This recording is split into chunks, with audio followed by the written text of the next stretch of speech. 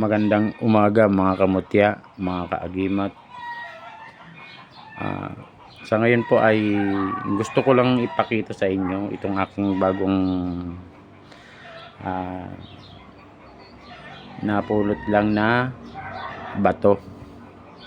Pero ito po malamang ito ay mutya at siguradong mutya nga ito. Ito yung nakita ko lamang kanina nung ako'y nagdidilig sa aking mga halaman. Hinugasan ko at ito ay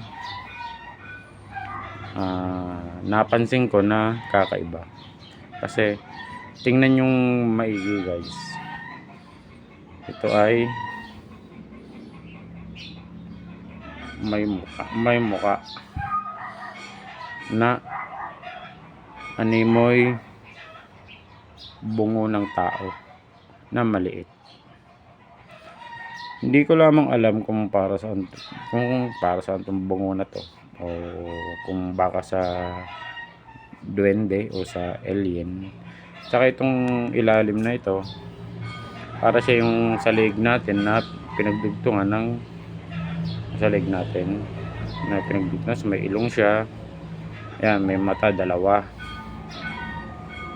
Ayan, titingnan. Ayan. Yan po, malayo.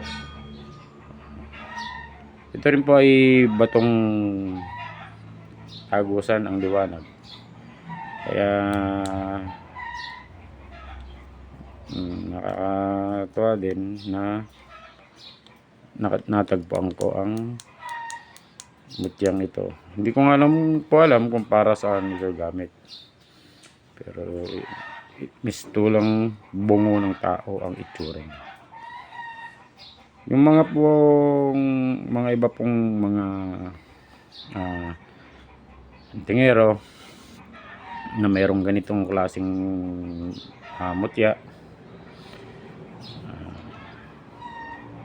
paki-comment po kung ano po ang gamit nito. Pero siguradong ito ay mutya po ito. Hindi ko nga lang matukoy pa kung para saan ito, dahil para siyang bungo ng ng alien Pero tasadyang bato ito. Bato talaga. Yan po. Kitang-kita talaga ang kanyang gabay at ang kanyang dahil sa itsura niya ito. Yan. Mukhang mukha talaga siya na bungo. Ayan po. Yun lamang po. Pinakita ko lang po sa inyo. Dahil ito po yung bagong nagpapaalaga sa akin. Sigurado.